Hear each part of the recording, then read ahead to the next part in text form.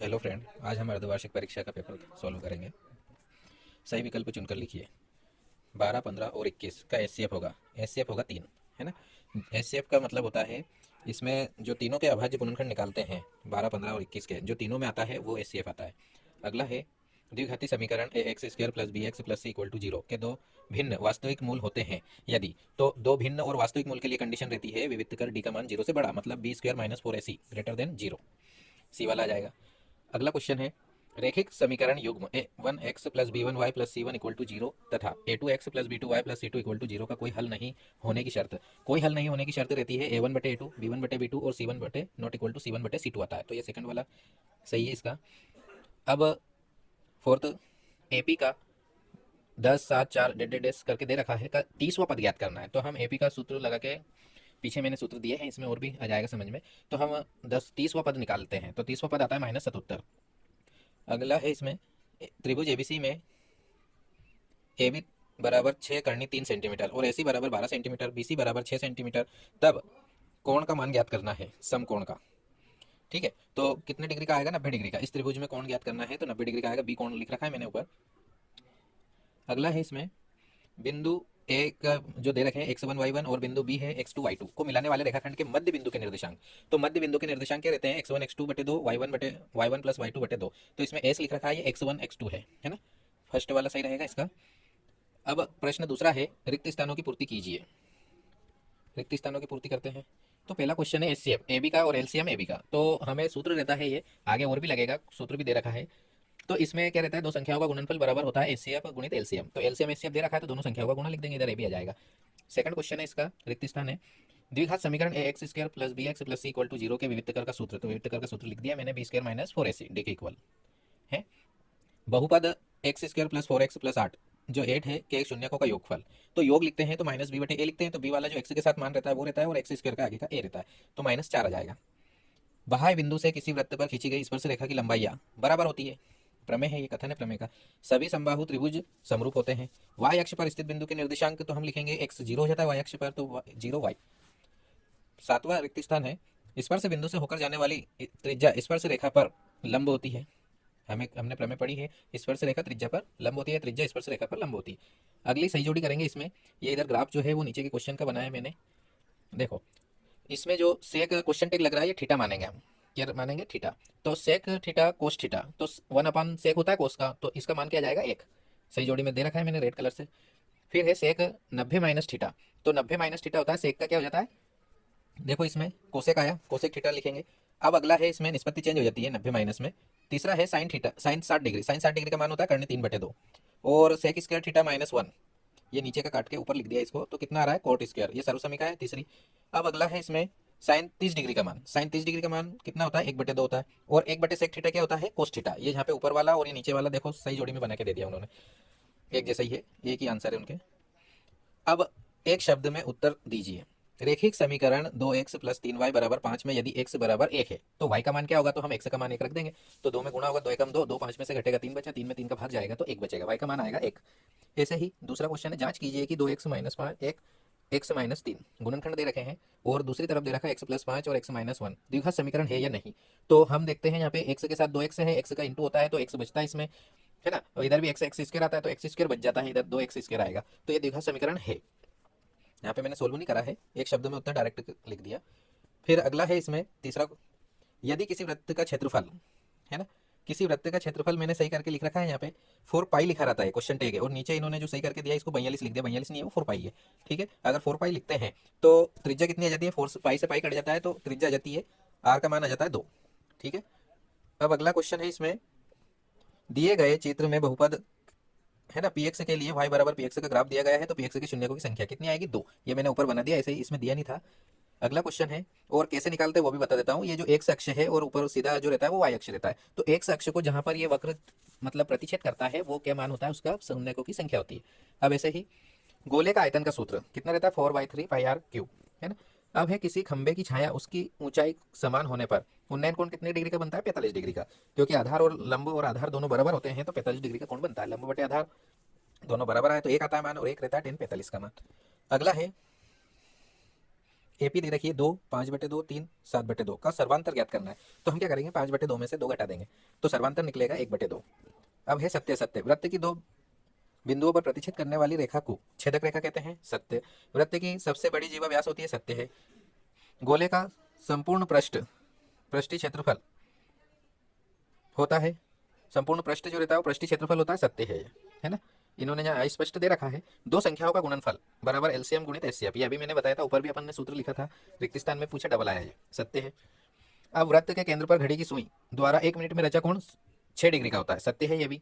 अगर हम घड़ी की जो सुई रहती है वो 1 घंटे में 360 डिग्री का कोण घूमती है, तो 1 मिनट में कितना है, तो 60 सेकंड, 60 मिनट का हम भाग दे देंगे 360 में, तो 6 डिग्री बचेगा।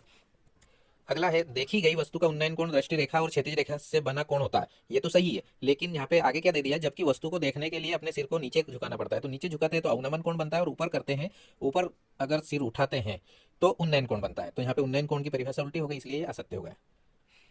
अगला क्वेश्चन है इसमें छठा, अभाज्य गुणनखंड विधि द्वारा 96 और 404 का एचसीएफ ज्ञात कीजिए। तो मैंने यहाँ पे ये सोल्व करके दे रखा है, ये 96 के अभाज्य गुणनखंड निकाले 2 गुणित 2 गुणित 2 गुणित 3, है ना। ऐसे ही 404 के निकाले 2 गुणित 2 गुणित 101। तो एचसीएफ क्या आएगा, मैंने क्या बताया कि जो एचसीएफ रहता है वो दोनों में आता है, वो आता है। तो इसमें 2 गुणित 2 आया, नीचे भी 2 गुणित 2 है, तो इसका कितना जाएगा, 2 गुणित 2 मतलब 4, ठीक है, एचसीएफ आ गया। अगला इसमें क्वेश्चन दे रखा है अथवा करके, है ना। एचसीएफ 306 और 657 संख्या दे दी, 9 है एचसीएफ, और एलसीएम 306 और एचसीएफ ज्ञात करना है, मतलब इनका एलसीएम ज्ञात करना है। दो संख्या ब्रैकेट में दे रखी है, अलग से देने की जरूरत नहीं है, तो ये भी मैंने सोल्व कर रखा है। यहाँ पे क्या लिख रखा है, दो संख्याओं का गुणनफल बराबर एलसीएम गुणित एचसीएफ लिखते हैं हम, तो दोनों संख्याओं का गुणा कर देंगे 306 और 657 का, और इधर एचसीएफ दे रखा था 9, इसको बटे में ले आएंगे, 9 का भाग जाएगा 306 में देंगे तो 34 बचेंगे, 34 का गुणा कर देंगे हम 657 में, तो एलसीएम कितना आएगा, 22,338 एलसीएम आ गया। सोल्व भी कर दिया मैंने। अब अगला क्वेश्चन है इसमें, द्विघात बहुपद 3x² - x - 4 के शून्यांक ज्ञात करना है। तो मैंने डायरेक्ट दिया है, हम इसके गुणनखंड करेंगे तो देखो 3x - 4 x + 1 = 0 बचेगा, तो हम दोनों गुणनखंड के अलग अलग इक्वल में 0 करके मान निकालेंगे। तो x का आएगा 4/3 और x का आएगा -1, तो ये शून्यांक निकल गए इसके। ऐसे ही अगला जो क्वेश्चन है अथवा वाला, इसका एक द्विघात बहुपद ज्ञात करना है जिसके शून्यकों का योगफल और गुणनफल -3 या 2 है। तो -3 या 2 नहीं, मतलब योग शून्यकों का योगफल तो 3 दे रखा है माइनस का, और गुणनफल है -2। तो अपन इसको अगर सूत्र द्वारा सोल्व करते हैं तो ये बनेगा, इसका डायरेक्ट मैंने आंसर लिखा है x² + 3x - 2, ठीक है, क्योंकि हम 3/1 लिख सकते हैं, -2 भी 1 लिख सकते हैं। अब आता है अगला 8वां क्वेश्चन, एपी 21, 18, 15 का कौन सा पद -81 है। तो ये मैंने ऊपर बताया था, पहले भी हमें ऑब्जेक्टिव मेन में आया था, तो ये सूत्र लगा के हम हल सोल्व करते हैं। एन इक्वल टू होता है ए प्लस n - 1 डी। ए जो रहता है वो प्रथम पद रहता है, एन पदों की संख्या रहती है, डी सर्वांतर रहता है। तो इस प्रकार हम इसको सोल्व करते हैं, एन निकालना रहता है, कौन सा पद मतलब एन निकलेगा। तो हम इसमें मान रखते हैं, प्रथम पद ए इक्वल टू हो जाता है हमारा 21, और डी मतलब 18 में से 21 घटाएंगे तो -3 बचेंगे हैं। अब ए एन तो -81 आ जाएगा इधर वाला। अब इसमें सोल्व करते हैं तो एन इक्वल टू बचता है हमारा 35, है ना। कितने पद है, 81, -81 पद जो रहेगा वो कौन सा रहेगा, 35वां पद। अब आता है वहाँ एपी ज्ञात करना है जिसका तीसरा पद तो 16 है, और 7वां पद में 5वें पद से 12 अधिक है। 7वां पद जो है वो 5वें पद से 12 अधिक है। तो हम देखते हैं इसी में हम अगर मान रखते हैं तो 16वां पद, तो यहाँ पे एन की जगह 16 लिखेंगे। तो हम देखते हैं a + 16 में से 1 घटेगा तो 15d आता है, तो हम लिख देते हैं a + 15d बराबर कितना है, ये तीसरा पद है ना ये, तो तीसरा पद आएगा a + 2d = 16, पहली समीकरण हो गई। ऐसे ही हम ये 7वां पद और 5वें पद से 12 अधिक है, ऐसे करके इसको 2 समीकरण बन के सोल्व करते हैं, है ना। मैंने यहाँ पे सोल्व नहीं करे हैं, बड़े क्वेश्चन थोड़े से। अब देखो आकृति ADE समांतर है BC के, तो हमारा ये पाइथन थेल्स प्रमेय लगती है इसमें, तो हमें AD का मान ज्ञात करना है। आकृति में ही हमें मान दे रखे हैं, 7.2 दे रखा है BD, और AE दे रखा है 1.8, और EC दे रखा है 5.4 सेंटीमीटर। तो हम थेल्स प्रमेय लगाएंगे, तो थेल्स प्रमेय क्या रहती है, दो भुजाएं क्या रहती है, अगर एक भुजा के समांतर खींची गई एक सरल रेखा अन्य दो भुजाओं को समान अनुपात में विभाजित करती है। तो हम मान रखेंगे इसे डायरेक्ट बटे में, ये मैंने लिख रखा है। तो एडी का मान निकलेगा, मतलब 18 1.8 से 5.4 कटेगा 3 बार, है ना, दशमलव से दशमलव उड़ जाएगी। अब जो 7.2 है उसका * हो जाएगा, वो ऊपर चला जाएगा, और 1/3 बचेगा, तो हम 3 का फिर भाग देंगे 7.2 में, तो कितना आएगा 2.4 सेंटीमीटर। तो एडी का मान आ गया हमारा 2.4 सेंटीमीटर। अगला क्वेश्चन है अथवा है इसका, 18 मीटर ऊंचे एक ऊर्ध्वाधर खंभे की ऊपरी सिरे से एक तार का एक सिरा जुड़ा हुआ है। तो हम खंभा सीधा रहता है 90 डिग्री पर, है ना, और तार क्या है, ऊपरी सिरा नीचे खुटे पर बांधना है हमें। तो विकर्ण जैसा आएगा, तो खंभे के आधार से खुटे की कितनी दूरी पर गाड़ा जाए कि वहां तना हुआ रहे, और तार की लंबाई भी दे दी। तो हमें यहाँ पे क्या दे दिया, ऊंचाई भी दे दी और विकर्ण भी दे दिया, कर्ण है ना। तो हमें आधार ज्ञात करना है, तो मैंने यहाँ खंबे के आधार से खूंटे की दूरी डायरेक्ट हल कर दिया है। इसमें हम क्या करते हैं, कर्ण माइनस क्या कर देते हैं, इसमें ऊंचाई का वर्ग घटा देते हैं, तो अपना क्या आ जाएगा, आधार का वर्ग। ठीक है, तो ये 252 आया, तो 252 का फिर हम अगर गुणनखंड द्वारा बाहर निकालते हैं तो इसमें से 6 बाहर निकल जाता है और करनी 7 आता है मीटर। तो हमें खंबा कितनी दूर गाड़ना है, खूंटा खंबे से 6.7 मीटर दूर गाड़ना है ना। तो जो क्वेश्चन थोड़े बहुत करे हैं मैंने इसमें सोल्व, जहाँ जगह थी वहाँ देखो, बिंदु -5 7 और -1 3 के बीच की दूरी ज्ञात करना है। तो दूरी के सूत्र मैंने डायरेक्ट इसमें सूत्र ही लगा दिया है। सूत्र क्या रहता है कि x2 - x1 का whole square plus y2 - y1 का होल स्क्वायर। तो मैंने यहाँ पे मान डायरेक्ट रख के और 8 करनी 2 लिख दिया है ना, ये दूरी आ जाएगी। उस बिंदु के निर्देशांक ज्ञात कीजिए जो बिंदु 4 -3 और 8 5 को जोड़ने वाले रेखाखंड को 3:1 में विभाजित करता है। तो ये बड़ा सोल्व होता है थोड़ा सा, मैंने यहाँ पे डायरेक्ट लिख दिया है। उस बिंदु के निर्देशांक क्या आ गए, 11 3। ठीक है, हम विभाजन सूत्र से सोल्व करते हैं। 5 पार्ट का है निर्देशांक पद्धति वाले से। अब आता है 11वां क्वेश्चन, बहुपद x² - 3 शून्य ज्ञात कीजिए, शून्य और गुणांकों के बीच संबंध की जांच कीजिए। ये बहुत ज्यादा बार पूछा भी गया है, पहले भी प्रश्न आ चुका है, तो मोस्ट रहता है इसमें अपन शून्य डायरेक्टली निकालते हैं। x² है -3 है, तो इसको हम क्या करेंगे, 3 का वर्ग कर देंगे। कैसे करेंगे, करनी में लिखेंगे 3 को, मतलब वर्गमूल और वर्ग चढ़ा देंगे। इस प्रकार से 2 गुणनखंड आ जाएंगे, एक बार प्लस में और एक बार माइनस में। तो इसके शून्य क्या आएंगे, माइनस करनी 3 और एक प्लस करनी 3। इस प्रकार हम गुणांकों की भी सत्यता की जांच कर सकते हैं। इसी के अथवा में ये उदाहरण में है, अच्छे से अपने बुक में एनसीईआरटी में। और इसका जो क्वेश्चन ये और वाला दिया है शून्य ज्ञात करने के लिए, x² - 2x - 8 के शून्य ज्ञात कीजिए। इसको भी हम गुणनखंड विधि से सोल्व कर सकते हैं। मैंने ऊपर करा है एक क्वेश्चन ऐसे ही। इसमें क्या रहता है कि ये प्रश्नावली का, ये 2.2 का पहले क्वेश्चन है, देख सकते हो आप। अगला है जो इसमें अपने को दिया है, दिखाइए कि tan 48 degree, tan 23 degree, tan 42 degree, tan 67 degree बराबर 1 सिद्ध करना है। तो हम क्या करते हैं, निष्पत्ति चेंज वाला, जैसे उसमें सही जोड़ी में हमें दे रखा था कि sine cosec sec 90 minus theta, ऐसे हम लगा सकते हैं। तो देखते हैं, अपन 48 और 42 को जोड़ते हैं तो 90 हो जाते हैं। तो हम tan 48 tan 42 को पास में लिखेंगे, ऐसे ही tan 23 और tan 67 को पास में लिखेंगे। तो हम एक को बदल लेंगे, tan 42 को अगर हम बदलते हैं तो क्या लिख सकते हैं, tan 90 माइनस 48 लिखकर, और ऐसे ही tan 23 को बदल सकते हैं हम, tan 90 माइनस 67 लिख के चेंज कर सकते हैं। तो tan का क्या आ जाता है, कोट। ठीक है, तो tan से tan कट जाएगा, tan से कोट कट जाएगा, tan 48 से tan कोट 48, और इसी प्रकार tan 67 से कोट 67 कट जाएगा, तो एक बचेगा गुणा में। ठीक है, तो इस प्रकार हम सोल्व कर सकते हैं इसको। अब है अगला sin 30 डिग्री कोस 60 degree plus cos 30 degree sine 60 degree. अगर इसका मान रखते हैं तो साइन 30 का आता है 1/2, ऐसे ही कोस का विपरीत रहता है तो ये भी 1/2 आ जाए। फिर प्लस करेंगे हम कोस 30 का, तो ये रहता है करनी 3/2, और साइन 60 का भी करनी 3/2। तो हम इंटू करते हैं तो करनी 3 से 3 बाहर आ जाता है, नीचे 4 आ जाता है। ऐसे कैसे इसमें 1/4 आ जाता है, तो हम जोड़ते हैं तो 4/4, मतलब वैल्यू आ जाती है इसकी 1। ठीक है, ये मैंने ऐसे ही बोल दिया है, यहाँ पे करा नहीं है सोल्व इसको। अब आता है, यदि साइन ए 3/4 है तो हमें कोस ए और tan ए का मान ज्ञात करना है। तो हम क्या करेंगे, पाइथागोरस प्रमेय लगाएंगे। साइन का सूत्र रहता है लाल बटे कक्का से, अगर हम देखें तो लंब बटे कर्ण। ऊपर वाला जो 3 है उसको लंब मानते हैं, नीचे जो 4 है वो कर्ण है। तो लंब और कर्ण पता है हमें, तो हम क्या कर सकते हैं, लंब और कर्ण पता है तो हम पाइथागोरस प्रमेय लगाकर आधार निकाल लेंगे। तो कोस के सूत्र में आता है आधार बटे कर्ण, तो मैंने यहाँ डायरेक्ट लिखा है करनी 7/4 है ना। आधार क्या आता है, करनी 7 अगर निकालते हैं तो, और tan का आ गया, लंब बटे आधार लिखते हैं तो लंब कितना है 3 और करनी 7, आधार लिख दिया मैंने यहाँ डायरेक्ट कर दिया, इन्हें आंसर लिख दिया है। सिद्ध करो कि sine square A plus cos square A equal to 1। तो ये ज्यामिति विधि से हम सोल्व कर सकते हैं, सर्वसमी का फर्स्ट है। हम इसमें ज्यादा कुछ नहीं करेंगे, एक समकोण त्रिभुज मानते हैं, माना कि एक समकोण त्रिभुज एबीसी लेते हैं जिसमें कोण ए के सापेक्ष है ना, लंब आधार और कर्ण डिसाइड करते हैं, और उसमें पाइथागोरस प्रमेय का कथन लिखकर उसको मतलब एक सर्वसमी का बनाते हैं। कैसे, साइन कर्ण का वर्ग बराबर अन्य दो भुजाओं के वर्गों का योग। फिर हमें जो चाहिए, जैसे साइन चाहिए तो जो हम कर्ण साइन का रहता है सूत्र लंब बटे कर्ण, तो हम कर्ण जो मानते हैं उसका भाग दे देते हैं। इस प्रकार इसको सोल्व कर सकते हैं। द्विघात समीकरण को सूत्र विधि से हल कीजिए। तो द्विघात समीकरण क्या है, s - 1/s = 3। तो हम क्या करेंगे, पहले s को बटे से हटाएंगे। तो हम ये कर सकते हैं, दोनों पक्षों में s का गुणा कर सकते हैं या एलसीएम लेकर तिर्यक गुणा करके सोल्व कर सकते हैं। फिर हम सूत्र विधि लगा के कर सकते हैं। द्विघात सूत्र जो रहता है वो श्रीधराचार्य सूत्र पार्ट 4 में है ये। अब द्विघाती समीकरण x² - 3x - 10 = 0 को गुणनखंड विधि से हल कीजिए। दोनों विधियां पूछ ली इसमें, ऊपर सूत्र विधि है और वाले में इसमें गुणनखंड विधि है ना। अब अगला आता है तीसरे पार्ट का है, ये विलोपन विधि से हल करना है हमें। समीकरण दे रखी है दो, x + y = 14 और एक है x - y = 4 है ना। समीकरण विलोपन विधि से हल कर सकते हैं। विलोपन का मतलब होता है एक पद को विलोपित करना। तो हम क्या करेंगे, यहाँ y देखो एक जगह प्लस है और एक जगह माइनस है, तो हम समीकरणों को जोड़ देंगे फर्स्ट सेकंड को, तो y से y हट जाएगा। इस प्रकार हम सोल्व कर सकते हैं।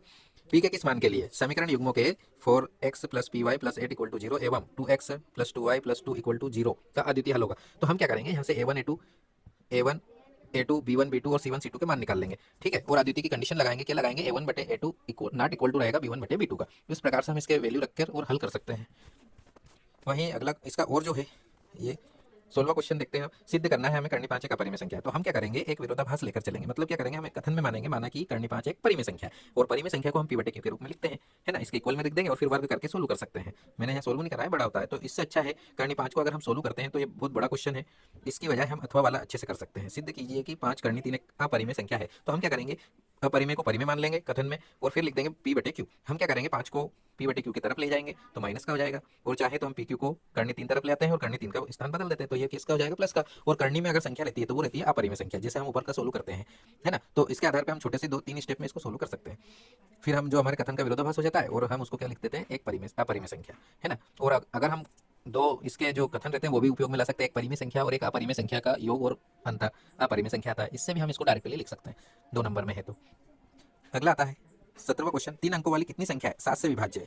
तो 3 अंकों की संख्या लिखेंगे हम। 3 अंकों की 100 से स्टार्ट होती है और 999 तक चलती है। तो हम 100 में 100 तो 7 के पहाड़े में आता नहीं है, 7 से विभाज्य मतलब 7 के पहाड़े में आना चाहिए। तो हम 100 में 7 का भाग देते हैं तो 100 में तो जाएगा नहीं, ठीक है। तो जो बचता है, जैसे 5 बचता है शेषफल, तो हम 5 जोड़ देंगे उसमें 100 में, तो 105 से लेंगे हम, ठीक है। ऐसे ही 999 में भाग नहीं जाता है और जो बचता है उसको हम क्या करेंगे, बड़ी संख्या तो ले नहीं सकते, जोड़ेंगे नहीं, छोटी संख्या में तो हम जो शेषफल बचता है उसको जोड़ देंगे और बड़ी संख्या में जो शेषफल बचता है उसको हम घटा देंगे, है ना। इस प्रकार से भी हम सोल्व कर सकते हैं। या फिर छोटी संख्या में जैसे 5 बचा तो हम 7 बना सकते हैं उसमें 2 जोड़कर, तो हम 100 की जगह 102 से भी हल कर सकते हैं, है ना, 3 अंकों की। इस प्रकार से हमारा व्यक्तिकरण डी तो 7 रहेगा ही सही, और प्रथम और अंतिम पद ज्ञात हो जाएंगे, उससे हम पदों की संख्या निकाल सकते हैं, है ना।